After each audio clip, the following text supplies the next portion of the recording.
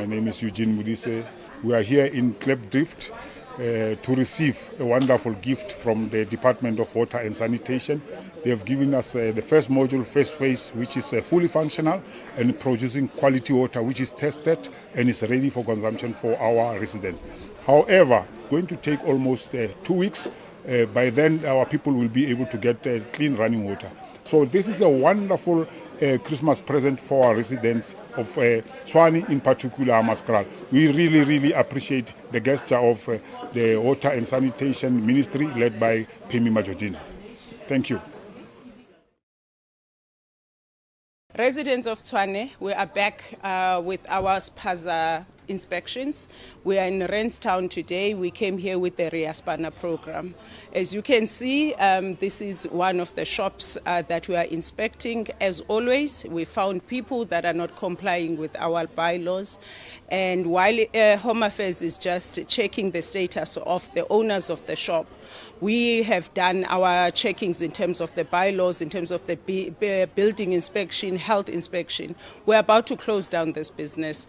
They've breached all our bylaws, and the owner is a South African. The owner of the stand is a South African, but this area is not zoned for business. So one, we must close down this, but as you can see behind me, we've got these archers that are labeled in such a way that we can tell that it's not genuine products. But also this archer, you can imagine that we are in November now, they only expire in September. We know that is not possible with food like archer. So there's a lot of infringement on our bylaws, but the selling of counterfeit products and the labeling that is not supposed to be done by the shop owners have been done here.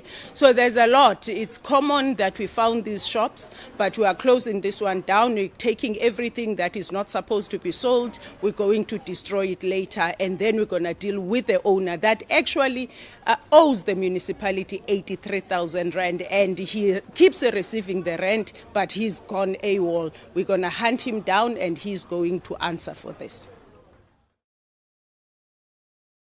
We are looking at all the Spaza shops.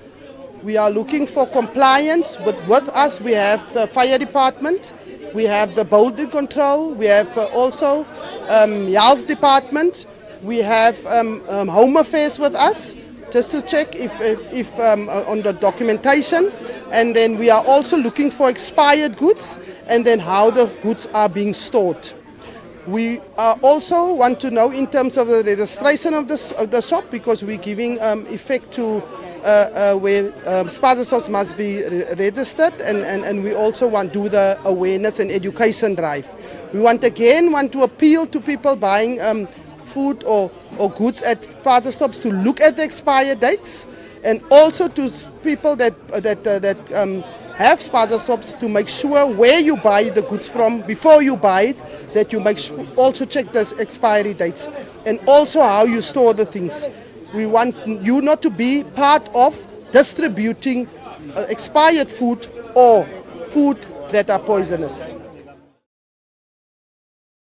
Today we were in Hammanskraal in one of the priorities that we pronounced as the administration that will embark on a program of easy measles. The reason for this is that as the institution and this administration want to reconnect with the residents of Tshwane, and one way of doing this is to talk to the people. So we didn't only share our vision for the city, our plans for the next 100 days, but also we engage with the residents in terms of what are the issues that they want us to take on board. I think one of the issues that got our attention that we had to update the community on is the issue of Hammanskraal water, and explain in detail in terms of where we are, and that the arrival of clean water is imminent. However, because we don't want to rush anything, we have to wait until the water is safe to drink. So I think that message was received quite well by the residents, and they understand where we're coming from, that we cannot just give water that is not fit for consumption, because we may be creating more problems than what we are having now. So it was a very successful meeting, and now we continue with our program of service delivery, where the community will start receiving services where they were not receiving previously. And the reason why we chose Soshanguve, because we've now done Region 1 twice. It's because of the issues, the service delivery issues that we have in Region 1. Particularly the issue of water crisis has hit this region very much. We've got issues of the power outages. They're hitting this region very hard, and it was important for us to come to the communities and inform them of the plans that we have to curb these service delivery challenges. But one of the issues that we deal with a lot, we keep saying that the residents owe the city more than 23 billion rands. Majority of that money is here in Region 1. And it's because of various reasons. And what was refreshing from today's meeting is when residents are vulnerable and telling us the reason why we have this crisis, and also for them to be open to the plans that we have on how we're going to curb this. One issue that we have as we speak, we were supposed to get residents converted their meters by this afternoon. Most of the residents from Region 1 haven't done so. One, there's few that didn't know, which are correcting. Most of them have breached meters, and you heard them inside. They were confessing that I've breached the meter, but when I went, I didn't get the help so I can get reconnected. And we appreciate the kindness and the patience of the residents, because they allowed themselves to stand outside where we were making plans so they can hear what's happening inside. But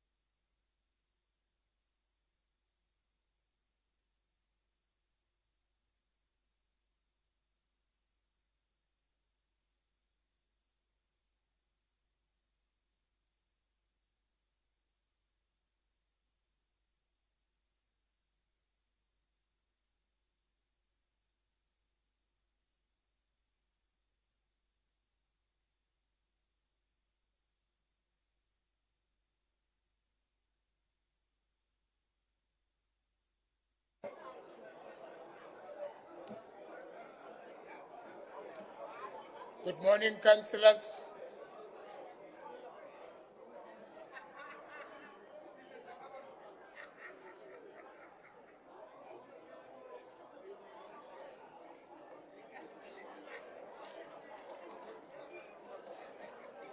Can we start our meeting? Councillors, please take your seats.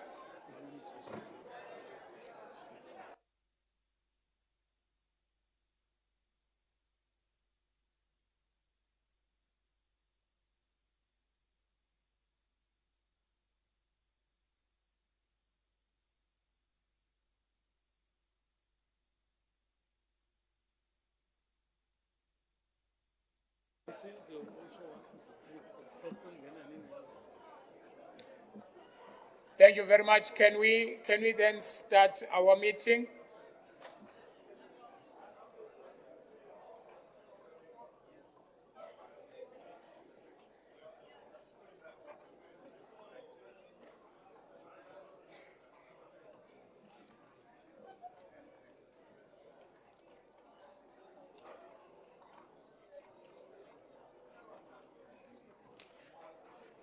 Honorable Alderwomen, Aldermen and Councillors, due notice was given of this council meeting. We are a quorum and I therefore declare this meeting duly constituted. I trust that you have all signed the attendance register for this meeting. Kindly note that it is of critical importance that you sign the attendance register. If you do not sign the attendance register, you will be marked as absent from the meeting in the minutes. May we now begin our council meeting by observing a moment of silence and prayer or meditation, please.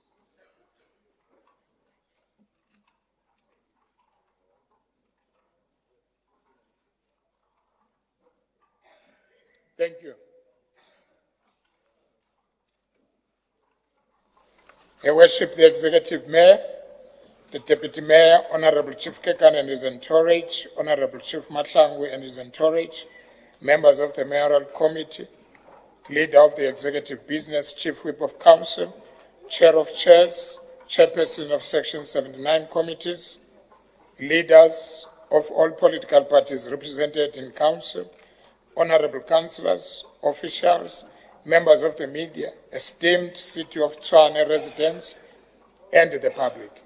I welcome you all to this council meeting. Honorable Councillors, let me also officially welcome Councillor Mandla Cendric Nhlapo, the newly elected DA, PR Councillor replacing Councillor CA Mayor. Councillor Nhlapo, please rise. There he is at the back.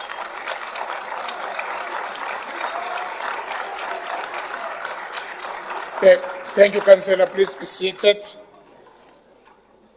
Congratulations and welcome in the City of Tshwane Metropolitan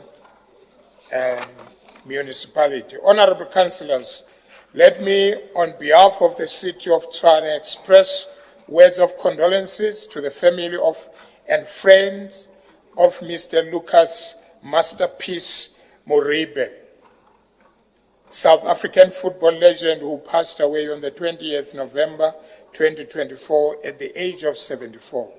Masterpiece was widely regarded as one of the greatest players the country has produced and was called the God of football by the adoring fans during the earlier 1970s. In a note to his natural talent, then the Super Stadium in Archersville was renamed Lucas Masterpiece Moripe Stadium. May his soul rest in peace.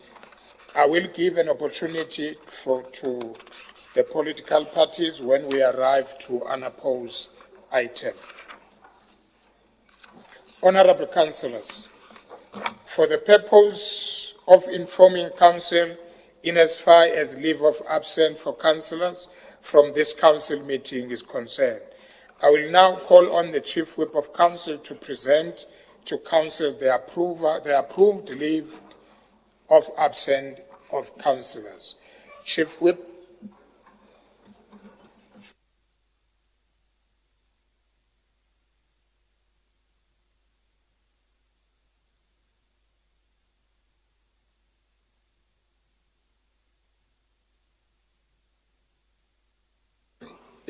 That's right. Speaker, thank you very much. The following councillors have been approved in line with our city processes in inquiring the leave of absence. Councillor Ginetta Deploy, DA sick leave. Councillor Aleta Dikok, DA sick leave. Councillor Lodge, DA family responsibility. Councillor Ryan Ace, DA attending a training. Councillor Mutimuni, DA final exams. Councillor Jacobs, FF Plus, study leave. Councillor Van Rensburg, FF Plus, family responsibility. Councillor Rampile Mpati, ANC sick leave. Councillor Savola, ANC sick leave. Councillor Patel, ANC out of the country. Councillor Malope, ANC family responsibility leave. Councillor Mabena, ANC sick leave. Councillor Lowele, ANC sick leave. Councillor Apani, ANC sick leave. Councillor Mpatele, DOP, party deployment. Councillor Matavate, Action SA, sick leave. Councillor Munisi, FF Plus, organization work. Councillor Leshavani, EFF, organization work. Councillor Witumelo Raswese, organization work at EFF. Councillors who are going to arrive late.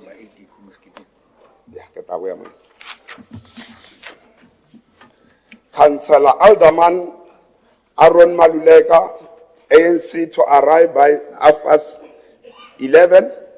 Councillor De Bruin, Action SA, to arrive 11 o'clock. Councillors request to leave early. Councillor Bruce Lee, DA, 16:30. Councillor Huitimang, Action SA, 12:30. Councillor Erasmus, FF Plus, 17 plus. Councillor M. Erasmus, FF Plus, 17 hours. No, thank you, Speaker. Number 18. I've jumped. Number 18. Sorry, Speaker. Councillor Pillay, Action SA, family responsibility leave. Thank you. Thank you very much, Chief Whip. Yes, Councillor Matsibati.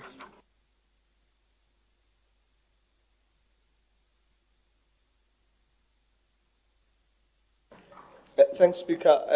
The Chief Whip forgot to mention late arrival of Councillor Tabiso Mutlamme. He will be arriving at 11. Thank you very much. Thank you. Let's move to C of... Yes, Alderman Av.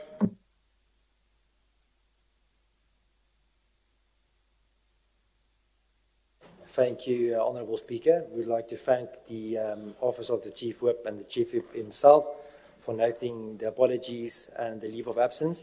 However, there's one correction. There was a Councillor Manisi that was mentioned from the FF Plus. That councillor is not part of our caucus, just for the record. Thanks. Can you say the name again, Alderman? Thanks, Speaker. Yes, the Chief Whip mentioned Councillor Manisi, if I recall correctly. He's not part of our caucus. We can just note that. Thanks. Thank you very much. Just note, if you can't find it, then you will come to explain it. It's noted. Ne? You want to speak, Chief Whip?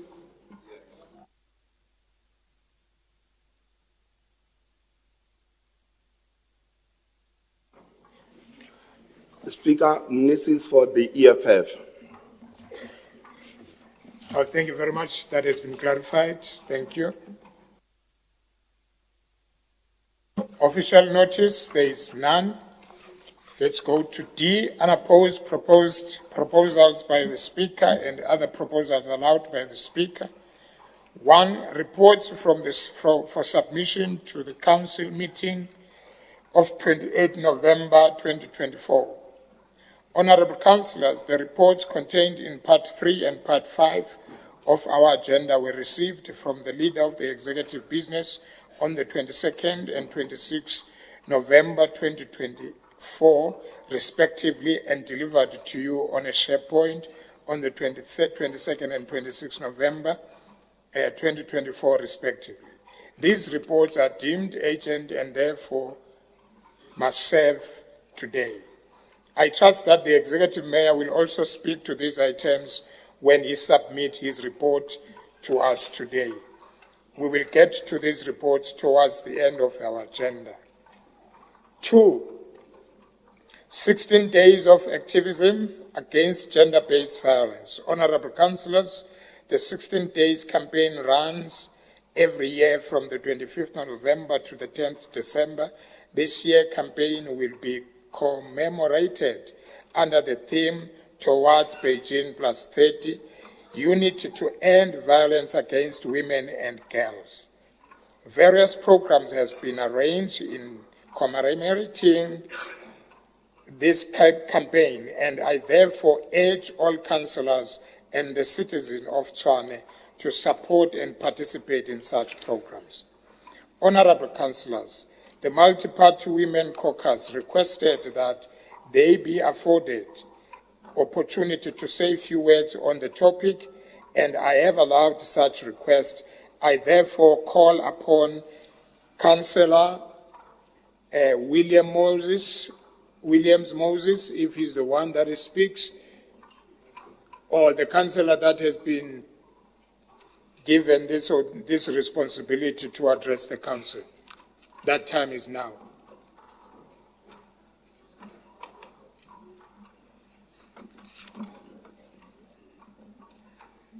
Thank you, Speaker, and good morning, colleagues. Today I address you, our city leaders, to speak about the crisis that has plunged South Africa, and Tshwane is no exception. Gender-based violence and femicide have taken the lives of countless individuals, leaving families and communities shattered. The scourge of gender-based violence and femicide is widespread and stark reminder of our collective failures to protect the most vulnerable amongst us. Speaker, we gather here today during 16 days of activism for no violence against women and children to reaffirm our commitment to eradicate this evil. But before we do that, we must acknowledge the devastating impact of gender-based violence and femicide in our society, particularly on women and children. The statistics are staggering and the pain and suffering is immeasurable. Speaker, gender-based violence and femicide has led to the physical harm, emotional damage, and death of countless victims. It has led to the death of Khonze Nzeza, a 19-year-old from Hammanskraal, who went missing on 16 October 2024. Her lifeless body was found under a bridge in Babelehi next day by a passerby who noticed her face down in the water. Remember Palisamalaji, a 17-year-old learner at Ntsako Secondary School in Soshanguve. She was raped and murdered on her way home after attending extra classes. Her body was discovered near Activism Secondary School in the township. Remember physical harm of Nompumelelo Ngunjani, a 34-year-old who was allegedly brutally attacked and shot 7 times by her boyfriend in Mamelodi on 6 October 2024 when she intended to end the relationship. She is still in hospital recovering from her injuries. Speaker, it has led to this emotional harm of thousands of women who are assaulted by predators guised as e-hailing drivers, while these women only want to take a ride home. It has led to the emotional scars carried by women targeted in our dark streets due to poor lighting, leaving them vulnerable. It has led to the rape of a minor by a school transport driver who was entrusted with caring for her, ensuring she is transported between school and home safely. The statistics continue to rise. The next story even more gruesome than the previous, and pain engraved in the memories of survivors and loved ones forever. As leaders in this administrative capital city of South Africa, we have moral obligation to act decisively and comprehensively. We must strengthen legal frameworks, enhance support services for survivors, and hold perpetrators accountable for the heinous crimes. We must address the root cause of gender-based violence and femicide, including patriarchal attitude, gender stereotypes, and social norms that perpetuate inequality and discrimination. Fellow councillors, we must intensify the fight against gender-based violence and femicide, which President Ramaphosa has described as the country's second pandemic. And addressing this pandemic requires a collaborative effort from government, civil society, and individuals. As politicians, we must work with our stakeholders to develop and implement effective strategies to prevent and respond to gender-based violence and femicide. The Public Protector of South Africa released a report on the investigation into administrative deficiencies relating to the process of gender-based violence and femicide related to matters within South African criminal justice system. In this report, the Department of Justice and Constitutional Development, the South African Police Services, and the Department of Social Development are identified as key role players in the administrative challenges to be addressed. The report cites the old and dilapidated court buildings, such as magistrate courts in Hammanskraal, the faulty integrated case management system resulting in manual capturing of cases in the Mamelodi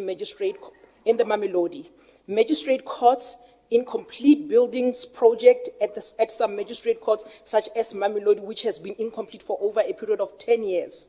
Pretoria, which burned down in 2010 and not yet been repaired, and Harangua, where the project to repair and renovate was registered with the Department of Public Works and Infrastructure for more than 10 years ago, but never commenced. Speaker, the report further highlights that there is inadequate training for the South African Police Service members on how to give effect to gender-based violence and femicide legislation, to aid victims of gender-based violence and femicide, and ensure a more victim-centered approach. There is lack of effective collaborative approach between the Department of Social Development and the South African Police Services when dealing with the provision of support services as required by the Section 2A of the DVA, such as trauma counseling, referral to shelters, and health services. And there is a lack of multi-sectoral approach where all relevant stakeholders and departments can work together and have integrated electronic data management system in relating to gender-based violence and femicide. Looking at the issue raised in this report, it should be no surprise to us that within the city of Tshwane, we have Mamelodi East, Temba, and Rietgat as the three hotspots for gender-based violence and femicide, and they need more attention in combating this crisis. On 25 August 2022, this council adopted a 2023-2024 integrated development plan and budget process plan. The process plan was culminated into deliverables which guides the city on a new development trajectory, which aims to create, amongst other, a government that ensures accountability, responsive, and prevention. Although the offices of government located primarily at national and provincial level play a pivotal role and are accountable on gender mainstreaming, gender equality, and women empowerment, the focus of effective impact and service delivery and implementation rely on local government and should continue to be reflected as an area of focus in our IDP. Speaker, the Constitution of the Republic of South Africa has laid a foundation that provides regulations to various ties of government and all its departments to develop strategies that are meant to uphold, protect vulnerable groups. The City of Tshwane's integrated gender equality and women empowerment strategic policy framework is well aligned with the existing national strategic plan on the response to gender-based violence and femicide, and as Council, we need to commit to the implementation, monitoring, evaluation of this framework to turn things around. As Council, we should have committed to coordinating and providing strategic leadership to the fight against gender-based violence and femicide. The City of Tshwane has established a dedicated division that is meant to focus on transformation of the city regarding special and vulnerable groups. The mandate of the strategic interest groups The mandate of the Strategic Interest Groups Development Division is situated in the office of the MMC Community and Social Development Services Department. The Directorate, which is also known as GOD Desk, must work in partnership with the Multi-Party Women Caucus and all councillors to ensure that in future it becomes a Section 79 committee like other metros. The political and administrative side of this city should work together to achieve shared goals, with the Women's Caucus and councillors providing political support, oversight on programs, and the Directorate provided administrative lead, technical expertise, and guidance on our response to gender-based violence and femicide and other issues relating to the upliftment of strategic groups. Speaker, we do not need to reinvent the wheel. We need to implement what we said we will. The Integrated Gender Equality and Women Empowerment Strategic Policy Framework provides for development of an implementation plan for gender mainstreaming, women empowerment, and combating gender-based violence and femicide in the city of Tshwane.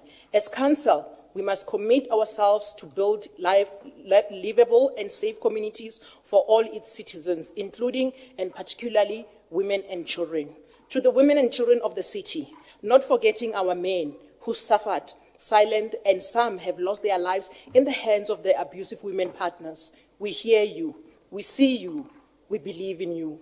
We will do better and will not rest until you can live without fear of violence, until you can walk free without being harassed or assaulted, and until you can reach your full potential without being hindered by gender-based violence and femicide. Speaker, allow me to quote our sitting president when he said, "Let us work together to create a society where all individuals can thrive, free from fear and violence. Let us make concerted effort to resource and implement the national strategy on gender-based violence and femicide and ensure that every sector, every community, and every individual plays an important part in ending this scourge. We must eradicate gender-based violence and femicide for..."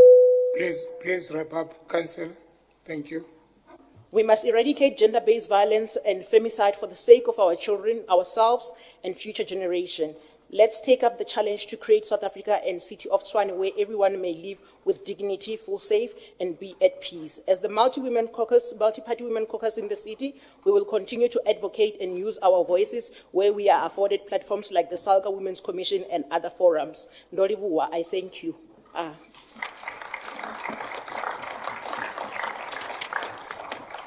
Thank you very much. Councillors, I just want to explain something.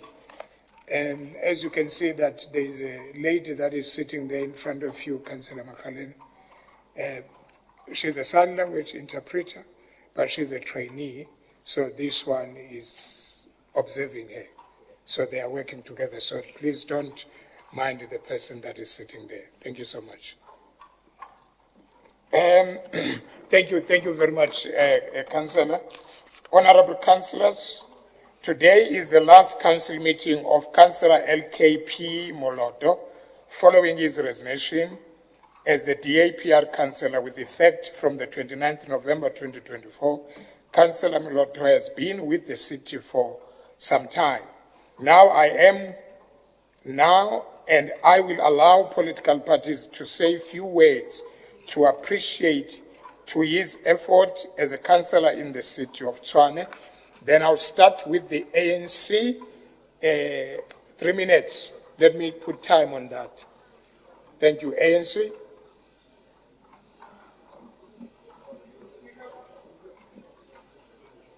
Yes, Councillor.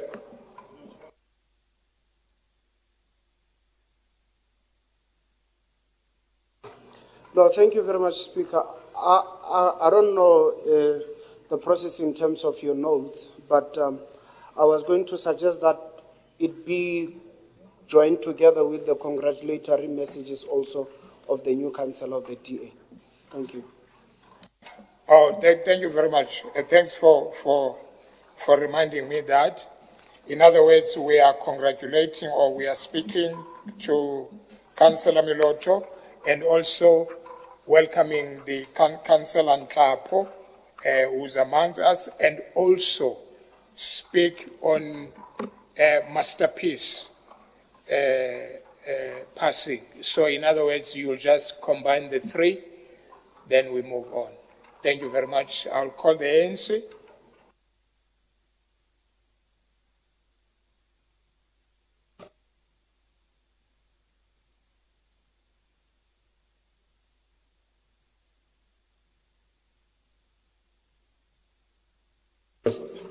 Thank you very much, Speaker, and good morning to yourself and all councillors here.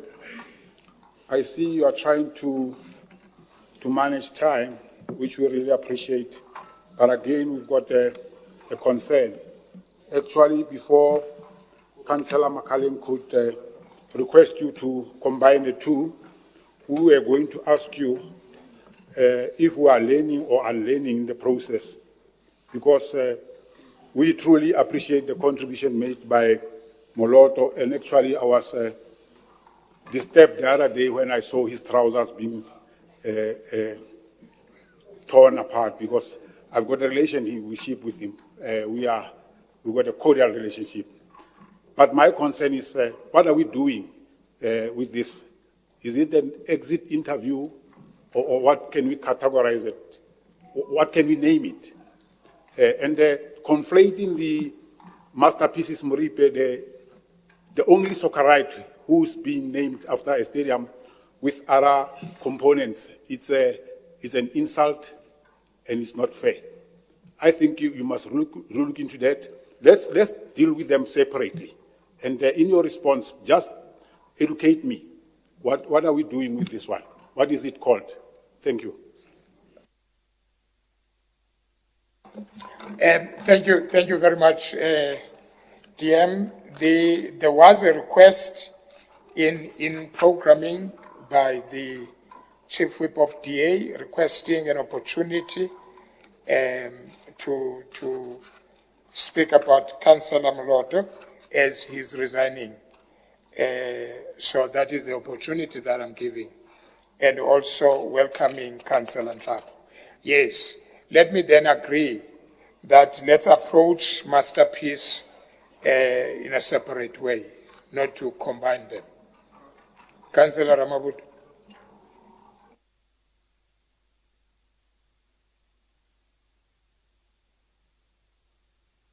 No, thank you, Speaker. Maybe we can send the farewell messages, but maybe going forward we must be told what are the reasons of leaving also, because we may be sending farewells to wrong things. And we're just celebrating. So maybe going forward, Speaker, politically, these people who are leaving, you know, in the majority in the DA, we must know what is the problem. Looks like there's a problem. They keep on giving an impression that the problem is in the EFF. Okay, there's a problem there. Thank you very much. People are leaving every week. Okay, councillors. Let us give our farewell speeches to Councillor Moloto and welcoming speeches for Councillor Nhlapo.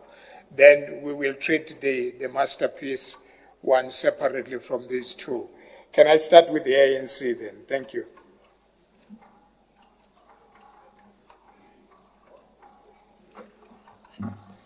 Thank you very much, Speaker. Just on a point of order, because we shouldn't do things that we did not agree with. The DA indicated, yes, they would want to do it, because it's living and as and when they were introducing. But it was not an agreement that we are going to agree that all political parties will speak on this issue. They indicated that one of their councillors is leaving. They would want to bid him farewell. So that means ANC doesn't have a speech. Is that the same feeling to all political parties in government, that you don't have a fair... Can I speak? I'm coming to you. I'm coming. I just want to be clear so that I mustn't waste time calling other parties if that is not going to happen, so that I can go straight to the DA. I just want to have clarity on that. Okay. Yes, Councillor Makhalin. Yes, Alderman Avi, but Councillor Makhalin first. Councillor Makhalin. Thank you very much, Honorable Speaker. It has been a practice of this council that when councillors, they normally resign. One that comes to mind, it's Councillor Mabona, Alderman Mabona, who was the chief whip and now RED in Region 7. We congratulated him and bid him farewell, every one of us. Members who left council also going into provincial legislature and going to parliament, similar to Councillor Kingsley, who was the MMC who just resigned recently. We all congratulated them, but I'm not saying we should be forcing people, but I just want to highlight that element of precedence in council to bid farewell to members who are leaving. It has never, when Councillor Nobile went to parliament, even in this current term of office, we congratulated her, all of us, and said she resigned. We congratulate her. She will represent us wherever she was going. So it shouldn't be that it's as if it's a surprise for Councillor Moloto when he's bidding farewell by everyone else. If any person doesn't want to say a message of bidding farewell, they can just keep quiet past the time and then to the next person. But it's a precedence in this council that is a practice, even in the current moment that we are in of 2021-2026 term of office. Thank you very much. Thank you very much, Councillor Machalen. But as the indication was there that there will be no speaker from the right hand of mine. Alderman Avi.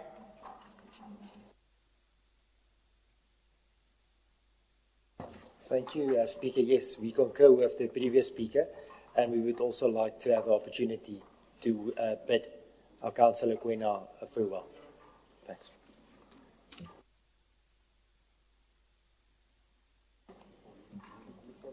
No, thanks. I noticed something very concerning here, Speaker, that when Councillor Erasmus speaks, he is Councillor Tsebo Khatle. And when Councillor Makhaleng was speaking earlier, he's Franz Bushielo. And now as you are speaking, you are Makhaleng. Yes, and I'm speaking on Makhaleng. And you did not touch base on that. I'm sorry about I'm sorry about that. I forgot to inform you earlier on, councillors. The names are changed according to the way you are sitting, but they are still working on the system to allocate the right names to the right positions. I'm sorry about that. You will appear as the ANC member from DA, you will appear as DA member from the ANC, EFF, all that. So there will be that mess today. Please bear with me until they fix that. Thank you very much. Yes.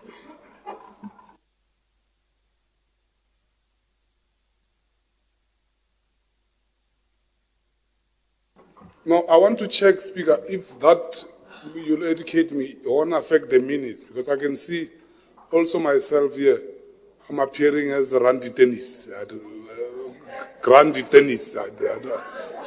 I see here, it says Councillor Grandi Tennis. So I want to understand on the minutes, how is it going to be arranged? What is the plan?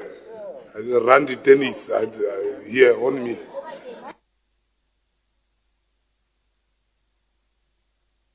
Liar. Useless. He wants to be. He would love to be. Thank you very much. MMC Ramabudu, noted DM. MMC Ramabudu, it won't affect the minutes. Thank you so much. DM.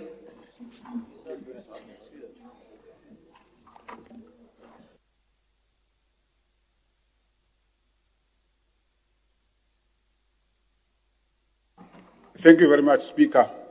In the interest of peace and maintaining the decorum of this council, let's proceed and bid the farewell to Ndate Moloto, and I don't want to contaminate my relationship with him. Thank you very much. Okay, thank you very much. Then let's start with ANC.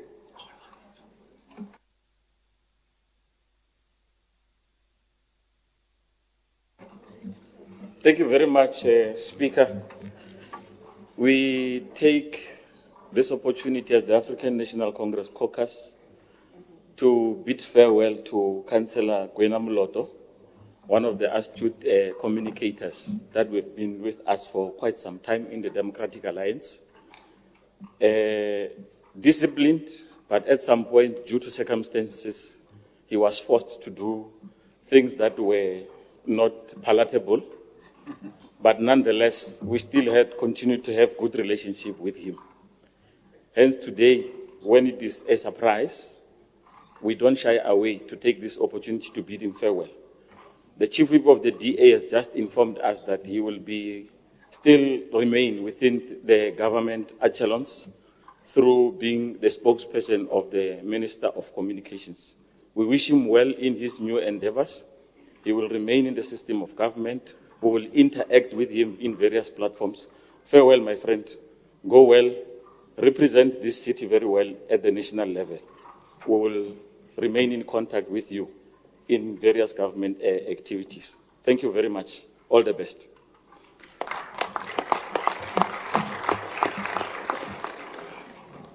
Thank you, ANC DA.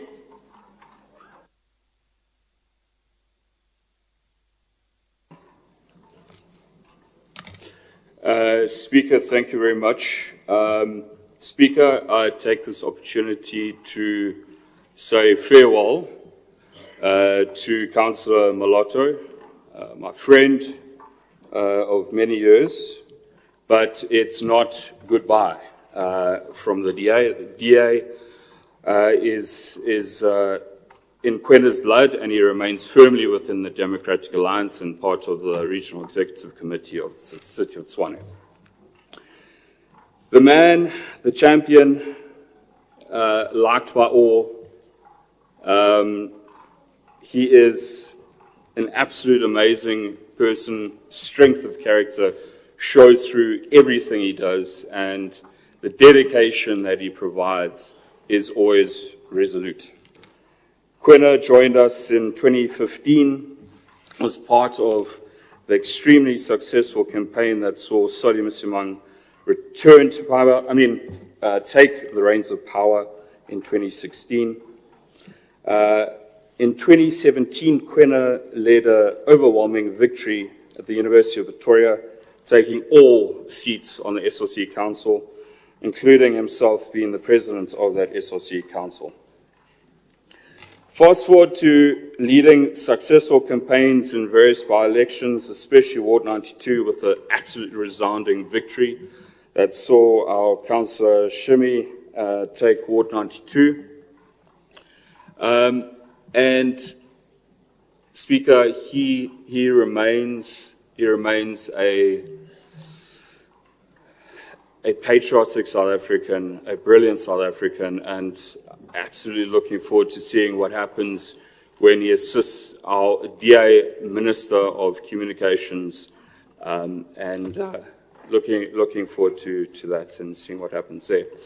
To our new Councillor Mandla, welcome back. We're excited to see your energy in our caucus, and to bring dedication to the city and our council. Thank you very much. Thank you very much, TA. EFF.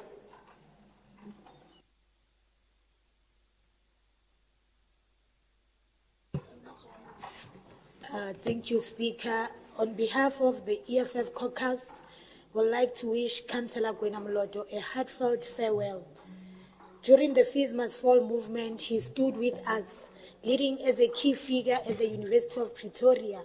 He was amongst those who took to the streets with us, contributing to our victory, even though we categorized him under those banners of those who received the Student Peace Prizes.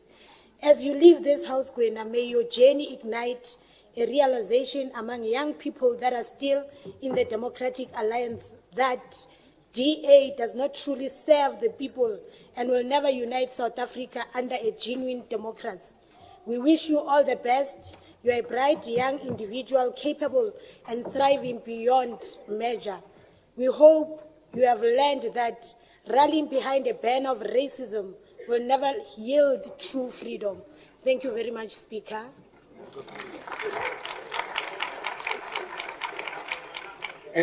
Thank you very much. You have F, Action SA? Oh, FF plus, yeah? Okay, Action SA. Action SA?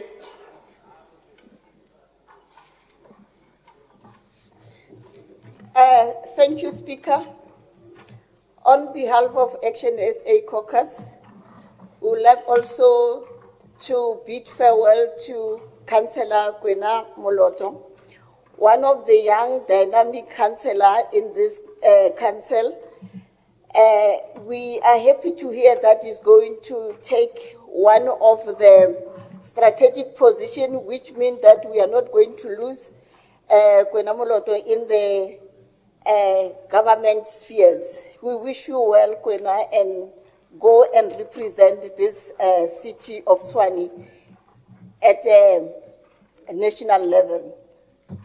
Farewell, my brother, and thank you.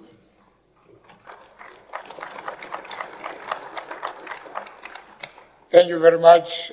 FF plus.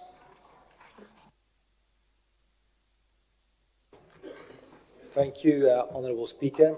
We'll start off by welcoming the new Councillor Klapu. We wish you all of the best, and may you continue as a councillor in this term and perform your oversight work. Honourable Speaker, regarding Councillor Gwena Moloto, we wish you all of the best. You are a true gentleman, but also a fierce warrior for that which you believe in.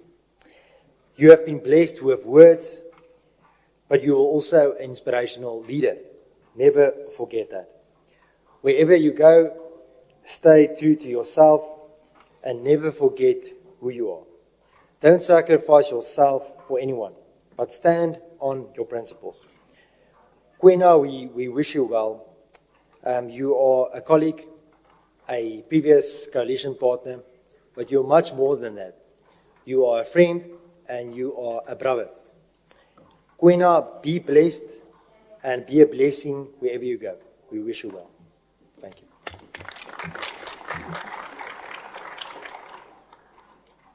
Thank you, FF plus, ACTP.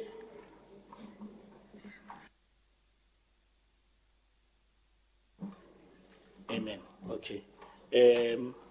As an African Christian Democratic Party, we would like to wish well for Gwena. My brother, we're saying God is being on your side, and this is a promotion, and we're looking forward to see you flying very high.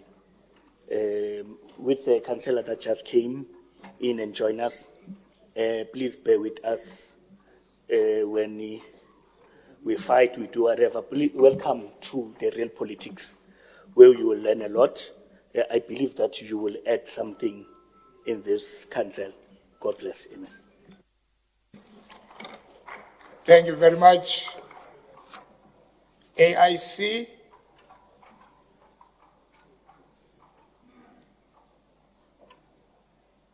It's not here.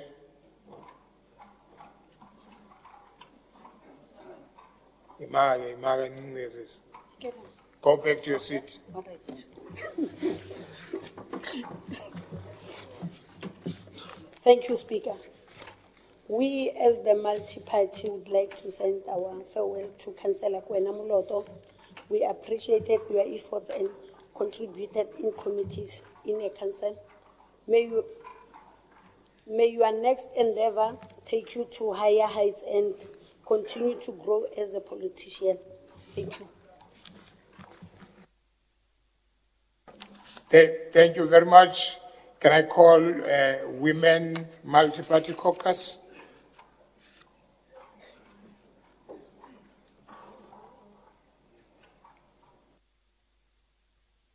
For me to know who's speaking, just press the button.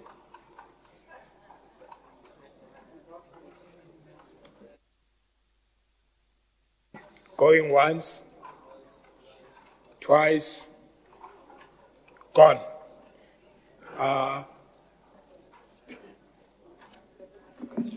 Yes, Councillor. Thank you very much, Speaker. On behalf of the Multi-Party Women's Caucus, we would like to wish the Councillor Moloto farewell and wish him great success on his future endeavours, and we wish to see you somewhere on the ground doing amazing things. I know that as much as you are currently and for the last day today still on the opposition benches with the different views, the multi-party is highly united, and we just want you to be the greatest you can be outside of this council. Thank you very much. Thank you very much. I'll now call upon Councillor Moloto give us the last few words to this council. Thank you.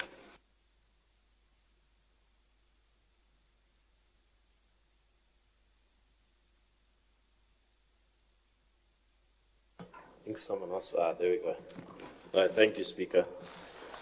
I think from a young age, I'd always dreamed of sitting in the front of council.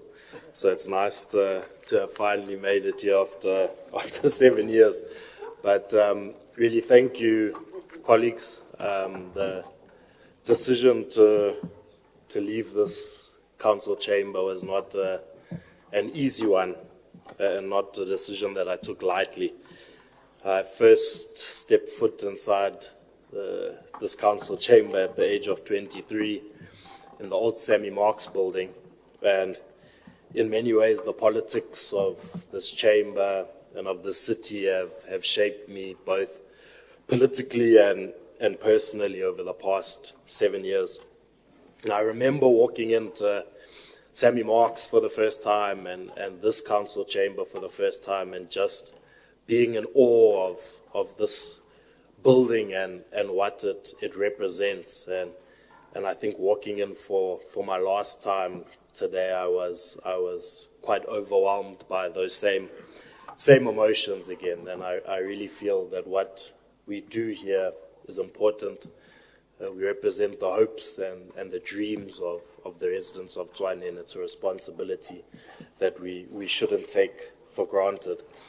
I've always had a deep love for the city. I grew up here, I schooled here, I studied here, I had the opportunity to serve students at the University of Pretoria as a SRC president.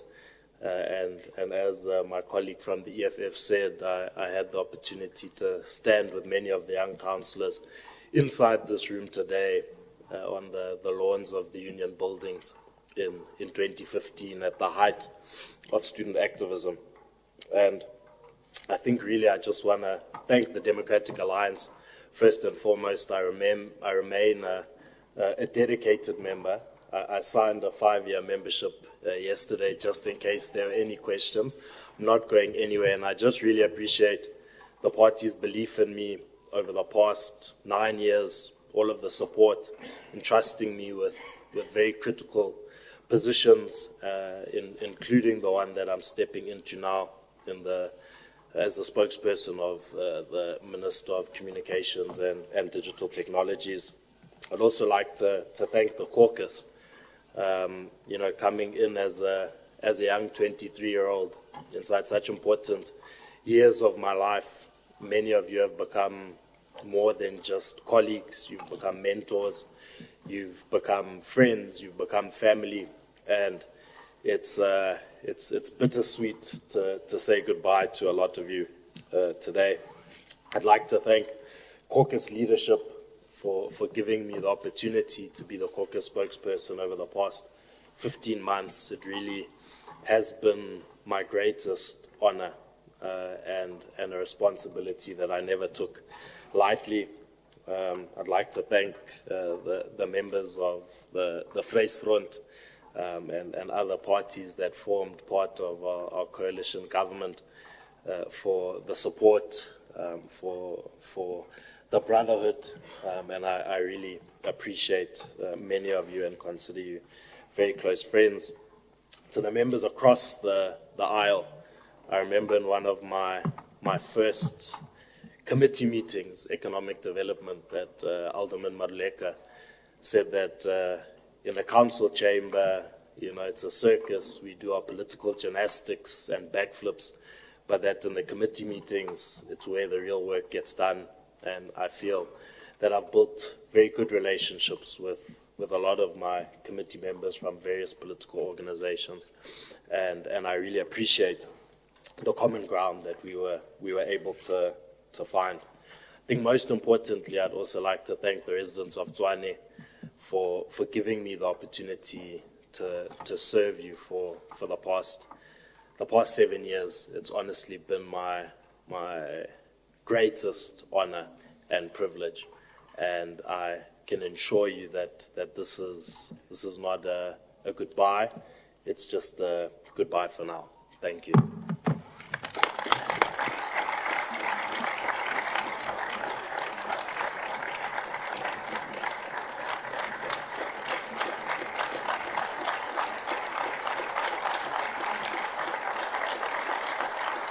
Thank you. May I now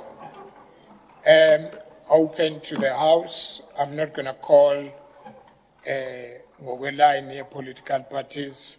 Can I then give this opportunity to send our word of condolences for Masterpiece?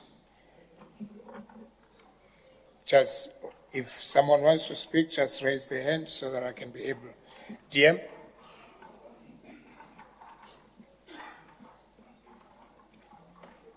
Thank you very much, Speaker. Today we mourn the passing of a legend called Masterpieces. In our vernacular, Masterpieces means the toki, the pieces.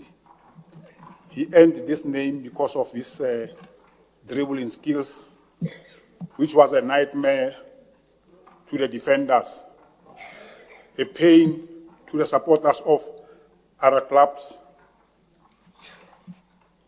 This council, through the former executive mayor, a visionary, Dr. Gwen Ramukopa, named the stadium of Atteridgeville after his name. This was not a political gimmick. It was as a result of the contribution made by Masterpieces Moripe. His skills undermined the domination of Johannesburg in the soccer fraternity to the extent that they called him Soweto while he was residing in Atteridgeville. He became the Sportsman of the Year in 1973, and on the same year, he was the Player of the Year. He played for Orlando Pirates and Pretoria Kellys. His moves, his deceptive touches, his magical passes made soccer lovers to travel from all over the world to come and watch him. And in the process, he ended being taken by Hong Kong team Caroline Hills.